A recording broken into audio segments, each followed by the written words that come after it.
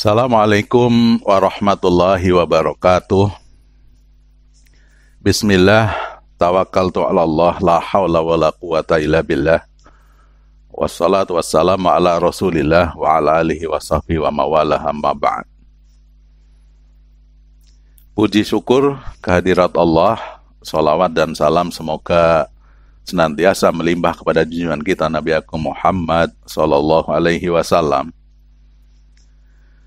Baik, saudara-saudara sekalian, berfilsafat itu adalah berpikir rasional atau berpikir dengan karakteristik tertentu. Berpikir bebas, berpikir radikal, berpikir rasional, berpikir kritis, sistematis, universal, dan lain sebagainya. Melihat hal ini, maka penting kita untuk belajar filsafat dalam tradisi Islam. Jadi, pertama kita ingin membuktikan bahwa tradisi Islam itu punya akar yang kuat dalam konteks filsafat. Kita bisa mengkaji dari generasi awal umat Islam, kemudian sampai generasi berikutnya sampai sekarang. Artinya, pemberian porsi yang tepat terhadap kemampuan akal manusia itu menjadi pekerjaan rumah bagi kita. Dan biasanya blunder muncul, kegaduhan muncul, itu manakala porsi tadi tidak terpenuhi. Atau dalam tanda kutip ketika misalnya kita pada sesi yang lalu kita sudah katakan bahwa kita punya indera, kita punya akal, kita punya wahyu, kok ada yang tidak proporsional diberikan porsinya, maka biasanya kegaduhan muncul dari situ. Nah, PT KIN, di dalamnya IAIN Purwokerto misalnya, kita punya kepentingan untuk mentransformasikan, untuk menularkan budaya berpikir rasional, berpikir bebas, berpikir kritis, berpikir komprehensif. Nah, kepentingan inilah yang kemudian dibebankan ke bahu kajian filsafat. Jadi, secara prinsip, ya pada sesi kali ini nanti kita akan lihat ya nilai penting dari itu semua, untuk kemudian kita akan lihat perkembangan dari generasi awal filosof muslim sampai kemudian kekinian, apa sih yang terjadi sehingga nanti pada saatnya kita bisa memposisikan dengan baik, memberikan porsi yang tepat terhadap kemampuan nalar rasional kita. Secara umum begini, kita mulai dari kondisi kekinian saja. Misalnya tragedi COVID-19 yang terjadi sekarang ini menjadi laboratorium yang bagus untuk kita mencoba positioning yang bagus dalam konteks porsi tadi itu. Beberapa saat, bahkan sampai sekarang mungkin masih banyak teman-teman kita katakanlah ketika menyikapi adanya wabah COVID-19, adanya virus corona ini dengan nalar yang kemudian ada overlapping. Kayak misalnya ada sebagian teman ya dengan nalar spiritualnya mereka bilang, udah yang penting kita pasrah kepada Tuhan dan Tuhan Maha Mampu untuk melakukan segalanya. Kenapa kita tidak pasrahkan dengan doa saja untuk menangani ini? Suatu saat saya bilang kepada teman-teman, ya ada musyawarah misalnya untuk mengadakan satu kegiatan dulu di awal virus corona ketika pemerintah dengan gencar melarang adanya pertemuan-pertemuan besar. Mereka bilang, pokoknya kita dengan spiritualitas kita insya Allah kita mampu. Kalau saya bilang gini, nalar spiritual atau jalan spiritual itu jalan yang khusus, standarnya standar khusus. Secara guyonan saya bilang, oke lah, kamu punya doa yang ampuh, tapi keampuhan doa kamu itu mungkin ampuh deh untuk menangani 5 orang. Tapi kalau 5.000 orang, 500 orang, kayaknya enggak deh. Artinya itu secara nalar ada overlapping, memang ada hal yang terjadi tumpang tindih dalam positioning itu, di mana kita harus rasional, di mana kita harus empirik, ya, di mana kita harus pasrah, itu harus tepat dalam konteks itu. Ini satu contoh kasus. Oke deh. Dalam tradisi kajian filsafat di PTKIN, di Yayan Purwokerto misalnya, kita punya mata kuliah yang namanya logika. Nah, logika kalau di bahasa Arab itu biasanya ilmu mantik. Logika ini punya nilai penting karena logika ini adalah semacam pengantar atau ilmu alat dalam kajian filsafat. Makanya ini masuk ranah mata kuliah institut yang harus dikaji oleh semua mahasiswa kita. Ya, pada umumnya orang sebelum belajar filsafat ya harus belajar ilmu namanya logika, karena di sana ada kaidah berpikir dengan benar. Dan filsafat adalah berpikir, ya, mengambil kesimpulan dengan benar dan lain sebagainya. Oke, itu logika. Kemudian kita juga punya mata kuliah yang namanya filsafat ilmu. Filsafat ilmu ini lanjutan. Setelah kita dibekali dengan ilmu yang namanya logika, berpikir dengan benar, berpikir rasional dengan benar, maka kita punya PR, umat Islam itu rodok ketinggalan, kalau tidak mau dibilang tertinggal jauh itu ya. Ketinggalan dalam bidang sains, dalam bidang pengembangan ilmu. Itu naga-naganya adalah, salah satunya indikasinya adalah karena apa? Karena umat Islam kurang memberikan porsi terhadap temuan-temuan empirik, sehingga logika saintis itu mereka kurang berkembang. Nah, makanya dibutuhkan filsafat ilmu. Jadi bidang ilmu ini berisi kajian ontologis, epistemologis, aksiologis tentang sains, tentang ilmu. Ya, ilmu ini penting karena apa? Karena ilmu ini kan bagaimana kita mengelola alam, bagaimana kita mengelola alam semesta, gimana kita memanage itu, gimana kita memprediksi, gimana kita membaca dan lain sebagainya kan ada di situ. Sehingga pada saatnya nanti kalau kita bagus dalam konteks itu, kita akan bisa berpikir, berucap, bertindak secara ilmiah. Nah, ini ada kata-kata khusus ilmiah. Ilmiah berarti sesuai kaidah ilmu. Nah, di samping itu, kita punya kajian lagi yang namanya filsafat Islam. Nah, inilah yang jadi bidang kita. Apa sih yang dikaji dalam filsafat Islam? Filsafat Islam itu mengkaji tentang tradisi berpikir rasional, ya rasional filosofis di dunia Islam.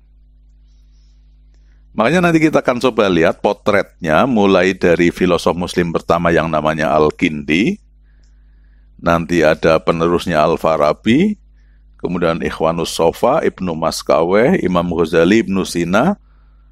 Ya, nanti dilanjutkan setelah Imam Ghazali ini nanti ada berkembang di dunia Eropa namanya Ibnu Bajjah, Ibnu Tufail, Ibnu Rus, ini abad pertengahan, disambung Nasiruddin At-Tusi Suhrawardi.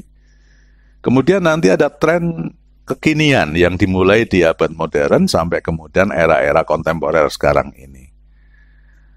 Masing-masing fase ini punya tren. Kayak misalnya tren generasi awal filosof muslim, ya, mereka punya pekerjaan rumah yang sungguh berat, karena mereka harus menghadirkan filsafat di dunia Islam. Yang notabene kalau di dalam Islam itu ada sumber ajaran Islam, kita punya Al-Quran, punya hadis kan itu. Sehingga kadang muncul pertanyaan gini, apakah nggak cukup itu Quran sebagai pedoman kita? Karena kalau kita lihat, ya, bahkan salah satu nalar yang dibangun oleh Al-Kindi ketika dia mengupayakan menyatukan, memadukan antara filsafat dengan agama adalah, dia bilang, filsafat dan agama itu nggak mungkin bertentangan, kata Al-Kindi. Karena apa? Karena sumbernya itu satu. Kenapa sumbernya satu? Kata Al-Kindi, filsafat itu sumbernya akal. Agama bersumber dari wahyu.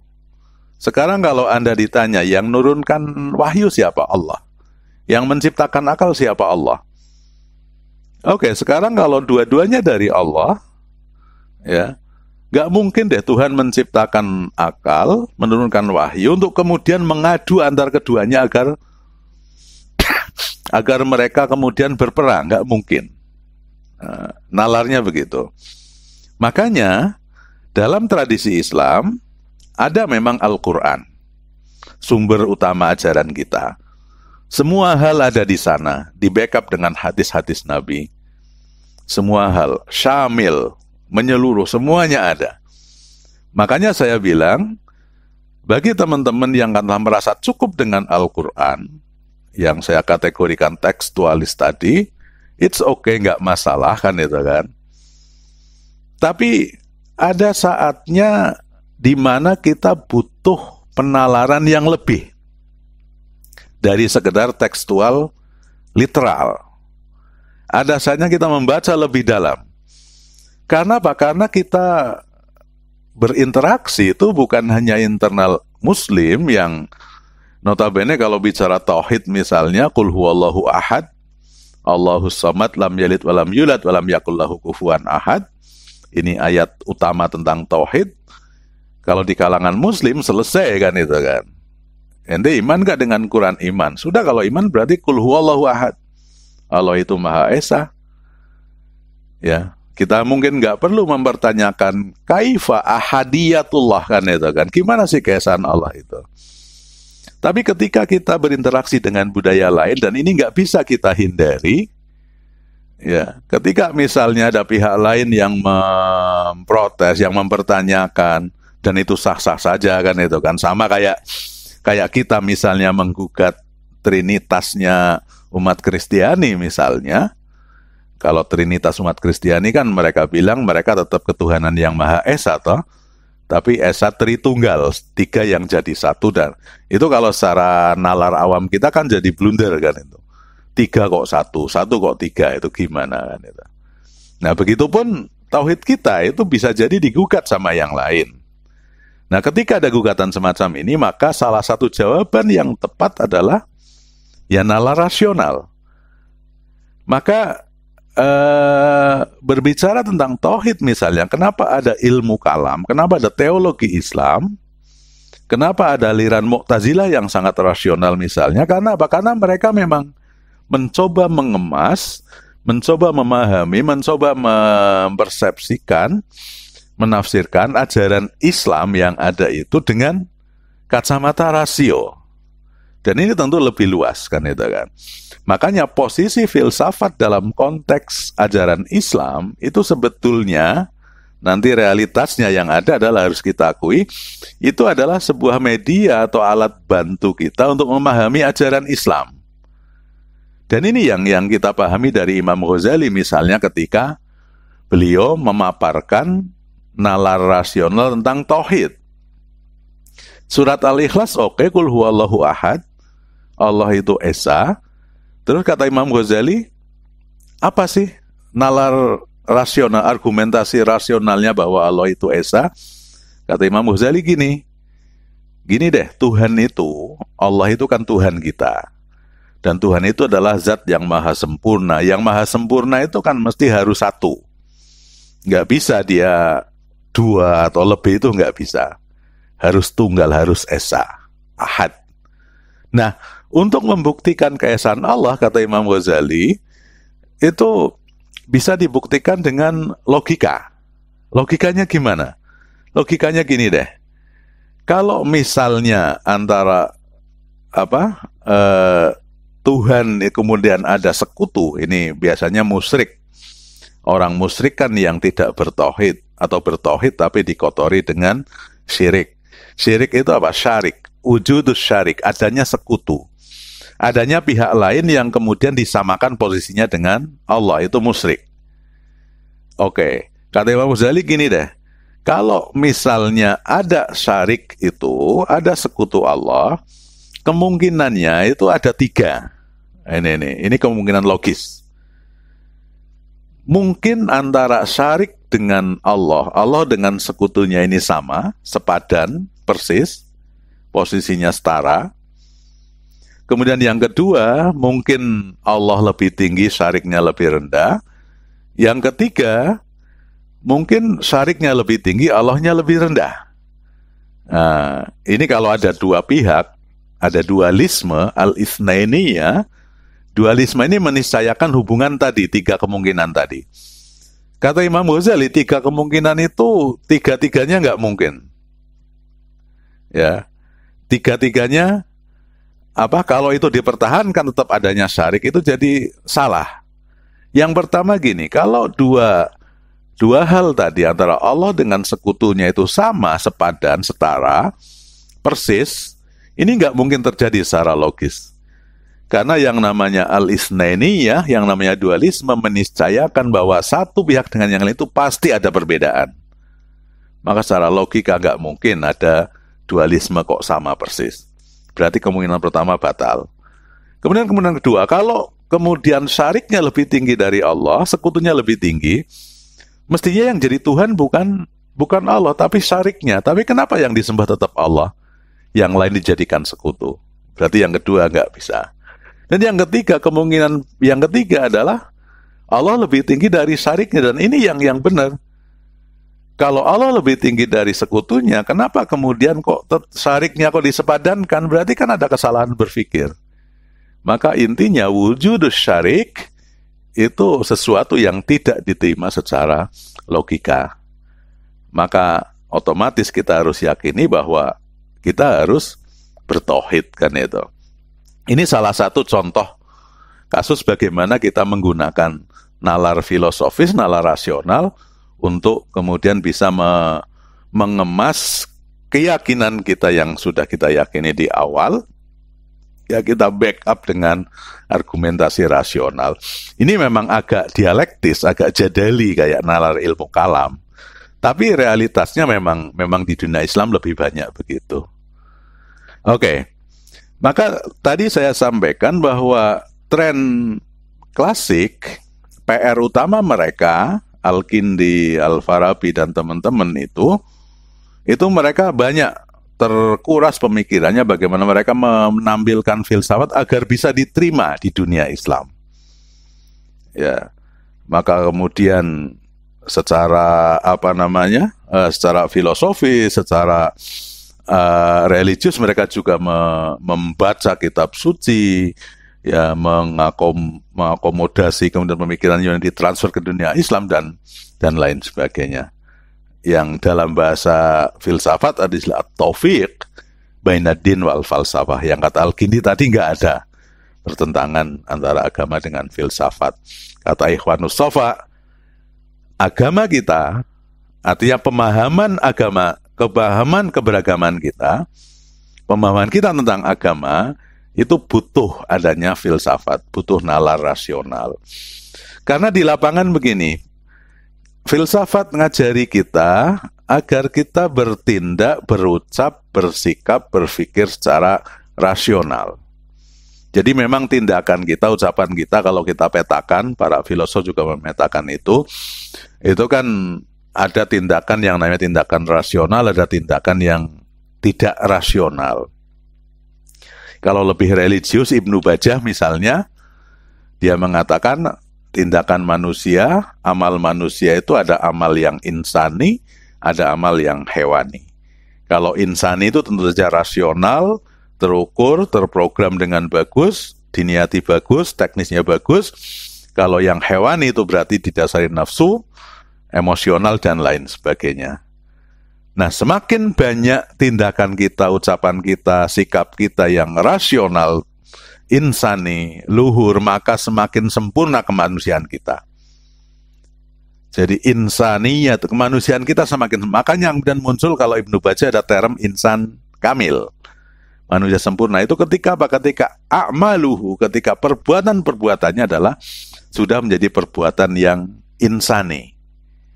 Ya, nanti dalam prakteknya itu membedakan yang insani dengan hewan itu kadang-kadang memang ruwet. Kadang-kadang sulit. Nanti ketika bicara Ibnu Bajjah kita bisa kupas filsafat moralnya dalam konteks itu. Ya. Nah, kita pengen membangun itu dan nyatanya memang banyak blunder terjadi, banyak masalah terjadi itu karena itu tadi. Umat Islam kurang memberikan porsi. Kayak misalnya nalar rasional menghadapi situasi. Kalau kita contohkan di awal katakanlah bagaimana bangsa dahulu, bagaimana umat terdahulu menyikapi sesuatu didasari dengan dongeng, dengan mitos, ya dengan tahayul, ya. Ya, sekarang banyak pihak yang kemudian menyikapi banyak hal itu bukan dengan mitos, bukan dengan dongeng, tapi dengan nalar yang sempit, katakanlah seperti itu. Nah, perdebatan yang terjadi di kalangan para filosof Muslim, ya misalnya kalau di abad pertengahan pasca Imam Ghazali muncul ada Ibnu Rushd dan teman-teman itu, ya mereka banyak sekali berdebat tentang apa? Intinya itu tadi, bagaimana proses berpikir rasional ini yang digembar-gemborkan. Ya makanya nggak salah kalau kemudian kemarin muncul di medsos, muncul di halayak ramai, misalnya ada istilah kita harus punya akal sehat dan lain sebagainya. Itu sebenarnya term yang bagus. Cuman kalau lagi-lagi kalau term bagus seperti itu kemudian dimanfaatkan untuk sesuatu yang bersifat politis jadi kurang bagus kan itu. Itu kalau dalam bahasa Sayyidina Ali itu kalimatu haq yuradu bihal batil. Kata yang bagus tapi digunakan untuk hal-hal yang tidak bagus. Kayak coba deh kalau saudara misalnya bisa simak bagaimana teman-teman kita memakai term itu, kita harus menghadapi segala hal dengan akal sehat. Kayak misalnya kemarin siapa yang ramai Rocky Gerung misalnya. Rocky Gerung ketika bicara akal sehat, dulu sebelum ada masalah pilpres, masalah pil-pil pemilihan, itu bagus, filosofis banget kan. Tapi ketika sudah di breakdown menjadi sebuah sikap politik, itu memang menjadi karena nabrak pihak lain kan seperti itu. Dan itu memang kendala kita, para pengkaji filsafat, para pemikir, para ilmuwan. Jadi untuk membreakdown teori menjadi praktek itu memang kadang-kala seperti itu. Tapi it's okay lah. Ya. Pada intinya kita kembalikan bahwa term akal sehat itulah yang menjadi tren dari filsafat Islam sejak awal, nalar berpikir rasional dan lain sebagainya. Tapi kita harus dudukkan persoalannya pada porsinya kan seperti itu. Kalau dalam konteks politik misalnya, ini kita belajar memposisikan sesuatu, begini, kalau dunia Islam salah satu persoalan yang kemudian paling ruwet di kalangan umat Islam itu persoalan politik. Ya, makanya ini para ilmuwan, para filosof, bahkan para pemikir, kalau udah masuk ke ranah situ biasanya juga jadi ruwet, jadi blunder. Karena yang paling ruwet. Bagaimana nggak ruwet? Coba kalau ente baca misalnya literatur sejarah kita, ya kita mungkin akan sulit memahami bagaimana Sayyidina Ali yang notabene menantunya Kanjeng Nabi, suaminya Sayyidah Fatimah, kemudian berperang dengan Sayyidah Aisyah yang notabene adalah istri Kanjeng Nabi. Dalam perang Jamal mereka berkonflik. Ada Zubair bin Awam yang sahabat Nabi berperang dalam barisan Sayyidah Aisyah melawan Ali dan lain sebagainya. Ada Muawiyah, ada sahabat-sahabat lain yang mereka semua sahabat Nabi yang dalam term umat Islam ashabi kan nujum, kata Nabi kan itu bi ayyihimuh tadaitum iqtadaitum, sahabatku semua itu kayak bintang, dengan siapa kalian mengambil petunjuk, mengambil contoh, maka kalian akan mendapatkan petunjuk kan itu. Bi ayyihimuk tadaitum ihtadaitum, dengan siapa kalian mengambil contoh maka kalian mendapatkan. Artinya apa? Semuanya itu bagus. Tapi kalau dalam konteks politik kita sulit memahami apa yang terjadi. Ya, lebih-lebih sekarang ini. Makanya, karena persoalan politik ini persoalan yang sangat ruwet, ya biasanya ini permasalahannya karena apa? Karena salah satunya adalah tren teologi klasik dalam Islam itu memposisikan pembahasan politik dalam ranah akidah kan gitu kan. Kalau kalian baca yang namanya kitab ilmu kalam, karya-karya Asy'ariyah dan lain sebagainya, salah satu pembahasannya pasti ada al-khilafah di sana. Ada hadis al-imamatu min Quraisy dan lain sebagainya. Nah, ini ngefek karena itu pembahasan akidah, otomatis pendapatnya pendapat menjadi mazhab akidah. Kita tahu kalau khilafiyah dalam bidang akidah, khilafiyah akidiyah, maka vonis yang muncul nanti adalah kafir mukmin, kan itu kan. Ini yang terjadi ketika misalnya beberapa pihak nggak suka dengan Mu'tazilah, yang kaum salaf nggak suka dengan yang kholaf dan lain sebagainya. Perdebatan mereka nanti ujung-ujungnya, oh berarti kalau kamu nggak cocok kafir. Nah, kalau politik masuk ke ranah situ, maka otomatis nanti vonisnya juga gitu. Kamu beda pilihan politik dengan saya, maka kafir. Makanya ada semacam upaya sekarang ini, agar positioningnya bagus, pembahasan politik itu tidak lagi masuk akidah. Ya, tapi itu masuk pembahasan fikih. Ini akan lebih enak, lebih bijaksana. Kalau udah fikih, maka perbedaannya tidak seganas ketika kita beda masalah akidah. Ya, paling banter kalau orang beda mazhab dalam fikih itu nggak mau makmum sholat, kan itu kan. Kayak misalnya kalau ente punya mazhab Syafi'i dalam hal wudu, ya senggolan dengan perempuan batal, kamu tahu yang jadi imam itu mazhab Hanafi, dia baru senggolan dengan istrinya atau dengan siapa itu, kamu nggak mau makmum sama dia, kan itu. Tapi nggak kemudian lantas mengatakan sholatnya nggak diterima, kan tidak. Tidak lantas mengatakan dia kafir, kan nggak. Makanya lebih enak kalau positioningnya, kalau masalah politik itu ya bahasan fikih saja deh. Beda mazhab dalam fikih, karena implikasinya tidak begitu jauh. Ini kita belajar memposisikan sesuatu secara rasional, kontekstual, misalnya contoh dalam ranah politik. Oke, kemudian poin yang terakhir, tren kekinian dari filsafat, saya rasa perlu kita bawa ke sebuah pertanyaan besar. Ada satu pertanyaan besar yang ini dijadikan landasan oleh para pembaharu kita. Limadza ta'akhkharul muslimun wa taqaddama ghairuhum? Kenapa umat Islam ta'akhkhar? Ta'akhkhar itu tertinggal, ketinggalan, mundur. Wa taqaddama ghairuhum, bangsa lain bisa maju. Ini pertanyaan yang ditulis oleh Syakib Arsalan, menjawab pertanyaan dari seorang ulama, kalau nggak salah dulu dari Kalimantan, yang bertanya kepada seorang ulama di Mesir. Dijawab oleh Syakib Arsalan saat itu, limadza ta'akhkharul muslimun wa taqaddama ghairuhum? Ada realitas bahwa umat Islam setelah masa ke masanya dulu itu semakin turun, semakin redup dalam banyak hal. Ini realitas. Kalau potret yang sekarang kita bisa lihatlah. Misalnya, apa yang sekarang kita bisa tinjau? Ekonomi misalnya. Ekonomi penguasa dunia tentu bukan umat Islam sekarang ini. Kemudian sains juga kita ketinggalan. Pendidikan juga. Medis juga begitu.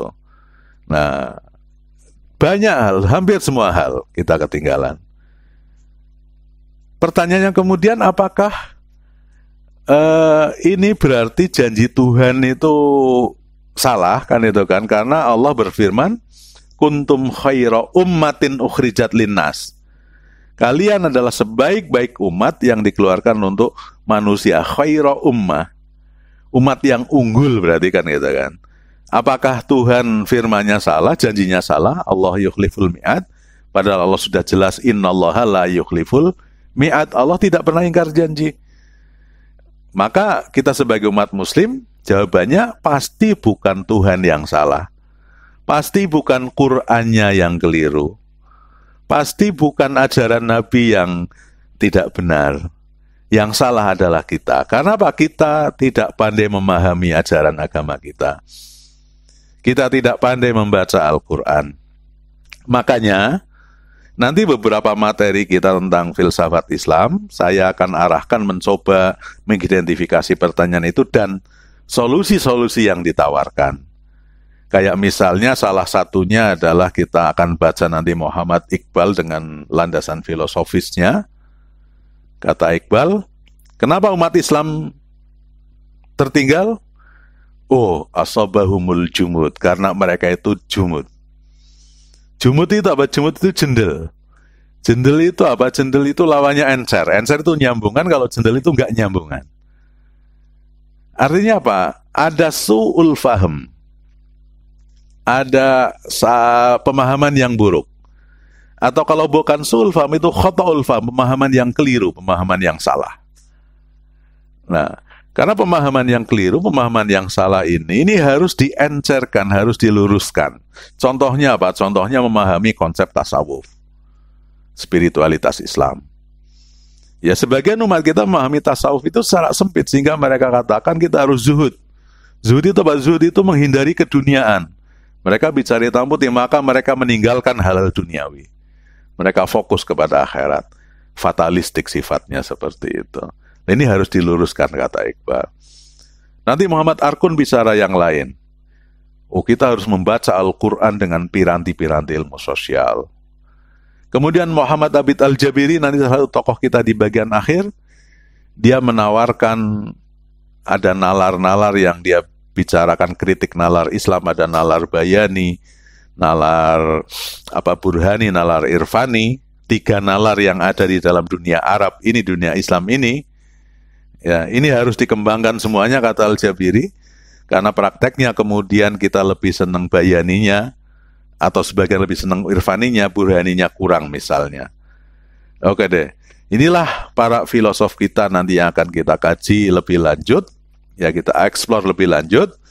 Mudah-mudahan dengan membaca tradisi yang mereka kembangkan, nalar yang mereka kembangkan, nanti kita bisa menjadi generasi yang khaira ummah, ya, bisa bernalar, bisa bertindak, bisa berpikir yang rasional, dan pada saatnya kita bisa membaca ajaran agama kita juga dengan kacamata rasional, sehingga kita tidak terjebak kepada pemahaman agama yang sempit. Kalau dalam bahasa sekarang kita bisa berpikir moderat, bisa berpikir terbuka, bisa berpikir kritis, dan berpikir komprehensif seperti itu. Baik, panjang nanti perjalanan kita mengkaji filsafat dari tokoh ke tokoh. Mudah-mudahan ya mulai Al-Kindi sampai nanti Al-Jabiri ada sekitar 10-15 tokoh yang akan kita baca. Nggak semua pemikirannya kita baca, nanti kita lihat tren-trennya aja. Yang klasik nanti sisi apanya, yang pertengahan sisi apanya, nanti yang kekinian sisi apanya. Pada intinya tadi goalnya ya, kita pengen napak tilas, kita pengen belajar, kita pengen ngaji dari mereka, sehingga pada saatnya kita bisa menjadi khaira ummah yang betul-betul khair, betul-betul bagus. Wallahul muwaffiq ila aqwamit thoriq. Assalamualaikum warahmatullahi wabarakatuh.